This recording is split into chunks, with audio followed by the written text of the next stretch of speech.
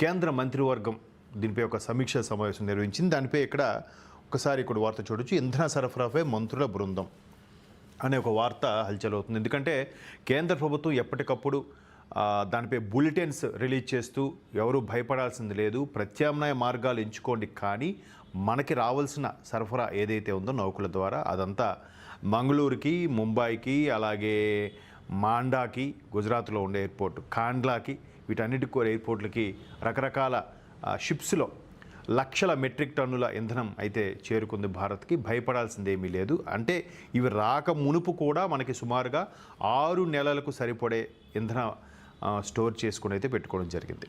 ఇకపోతే ఇంధన సరఫరాపై మంత్రుల బృందం ఏమంటుందో చూద్దాం. సిసిఎస్లో ప్రధాని మోదీ ఆదేశం, పశ్చిమాసియా సంక్షోభంపై సమీక్ష. అంటే పశ్చిమాసియా ఉద్రిక్త పరిస్థితి కొనసాగుతున్న నేపథ్యంలో దేశంలో ఇంధన సరఫరాపై పర్యవేక్షణకు మంత్రుల బృందాన్ని ఏర్పాటు చేయాలని ప్రధాని మోదీ ఆదేశించారు.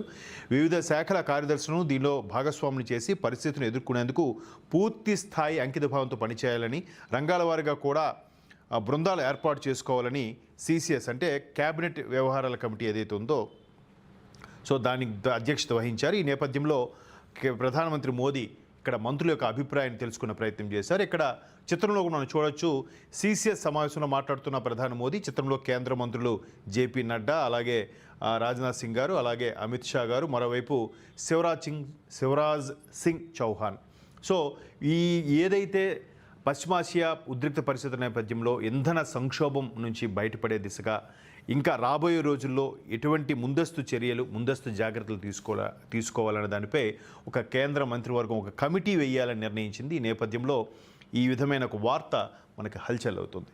అంటే ఎక్కడికక్కడ ఈ విధంగా వార్తలు ఉండడం. అలాగే చూడండి, ఇక్కడ అమెరికా నుంచి మంగళూరుకు చేరిన ఎల్పిజి నౌక, అలాగే బొగ్గు వాయువీకరణతో ఇంధన భద్రత. ఇక్కడ మనకి మరొక కేంద్ర మంత్రి కిషన్ రెడ్డి గారు ఇచ్చిన ఒక స్టేట్మెంట్ చూద్దాం.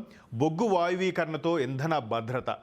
కేంద్ర బొగ్గు గనుల శాఖ మంత్రి కిషన్ రెడ్డి గారు ఒక స్టేట్మెంట్ ఇచ్చారు. ఏంటంటే ఇంధన భద్రతను బలోపేతించడంలో బొగ్గు వాయువీకరణ అంటే బొగ్గు నుంచి వాయువీకరణ అంటే గ్యాసిఫికేషన్ అంటారు.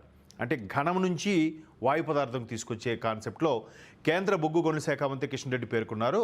ఆదివారం ఢిల్లీలో యశోభూమిలో జరిగిన భారత్ ఎలక్ట్రిసిటీ సమ్మిట్లో కీలక ఉపన్యాసం చేశారు. దేశంలో పెరుగుతున్న ఇంధన డిమాండ్ తీర్చడంలో బొగ్గు కీలక పాత్ర పోషిస్తోంది. ఎందుకంటే మనం కీన్ అబ్జర్వ్ చేస్తే భారతదేశంలో ఎక్కడెక్కడైతే ఇంధనం, విద్యుత్ కానీ వేరే రకాల ఇంధనాలు సరఫరా ప్రొడ్యూస్ చేయడంలో కీలక భూమిక పోషించేది బొగ్గే. మనం చాలామంది ఇంధన పవర్ కూడా వాటి ద్వారా అనుకుంటున్నాం, సోలార్ ద్వారా కాదు, బొగ్గు ద్వారానే ఎక్కువగా మనం విద్యుత్ను కానీ ఇంధనాన్ని కానీ సరఫరా చేస్తున్నాం.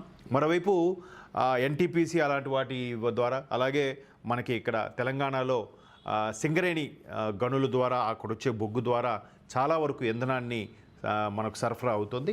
దాంట్లో బొగ్గు కీలక పాత్ర పోషిస్తుంది. దాదాపు 74% విద్యుత్తు బొగ్గు ద్వారానే ఉత్పత్తి అవుతుంది.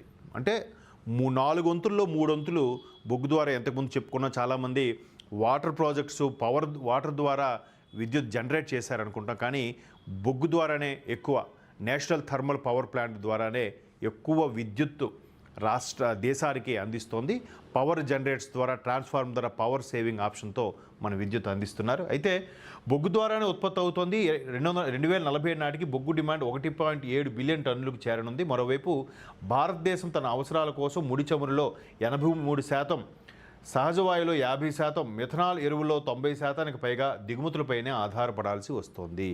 ఇది కొంచెం ప్రమాదకర ఘంటికలనే చెప్పాలి. ఎందుకంటే ఇక్కడ చూడండి, 2047 అంటే సుమారుగా స్వాతంత్రం వచ్చి 1947 నుంచి 2047 అంటే 100 ఏళ్ల వసంతోత్సవాలకు సంబంధించి ఇక్కడ ముడి చమురులో 83%, సహజ వాయువులో నేచురల్ గ్యాస్లో 50%, మిథనాల్ ఎరువుల్లో 90%కు పైగా దిగుమతులపైన ఆధారపడాల్సి వస్తుంది. మన దగ్గర ఏమీ లేదు, 90% పైగా ఈ దిగుమతులు చేసుకుంటున్నామట.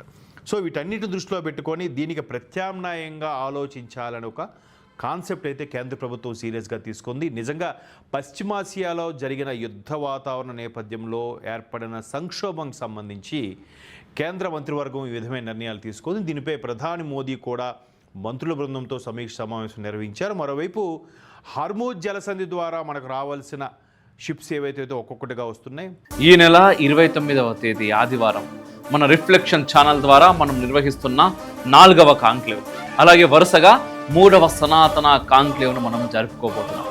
గత 2 సంవత్సరాలుగా మనం నిర్వహించిన కాంక్లేవ్స్ ఏ స్థాయిలో జరిగాయో మీ అందరికీ తెలుసు. అద్భుతమైన వక్తలు, వివిధ అంశాల మీద లోతైన చర్చలు, వీటన్నిటిని మించి సనాతన అవార్డ్స్ పేరుతో క్షేత్ర స్థాయిలో నిశ్శబ్దంగా ధర్మం కోసం పనిచేస్తున్న వీరులను మనం గౌరవించుకున్నాం. ఇంకా వైభవంగా ఈ కార్యక్రమాన్ని మనం నిర్వహించుకోబోతున్నాం. మనం చేస్తున్న ఈ భారీ కార్యక్రమాలకు ఖచ్చితంగా ఆర్థిక వనరుల అవసరం ఉంటుంది. గత 3 కాంక్లేవ్స్ కూడా ఎన్నో కష్ట నష్టాలకు వచ్చి మనం చేసుకున్నాం. ఒక జాతీయవాద ఛానల్కు యాడ్స్ ఇవ్వడానికి కూడా ఈరోజు కార్పొరేట్ సంస్థల దగ్గర నుంచి చిన్న వార్త అందరూ వెనకాడుతున్నారు. ఈసారి సనాతన కాంక్లేవ్ విజయవంతం కావడానికి మీ సహకారం కోరుతున్నారు. ఇది కేవలం ఒక ప్రోగ్రామ్స్ కోసం ఇచ్చే డబ్బు కాదు, ఇది ధర్మ యుద్ధానికి మీరు ఇచ్చే మద్దతుగా మేము చూసుకుంటాం. ఈ కార్యక్రమానికి వచ్చే ప్రతి ఒక్కరు కూడా కింద కనిపిస్తున్నటువంటి www.reflectionbharat.com వెబ్సైట్లోకి వెళ్ళి తప్పకుండా రిజిస్టర్ చేసుకోండి.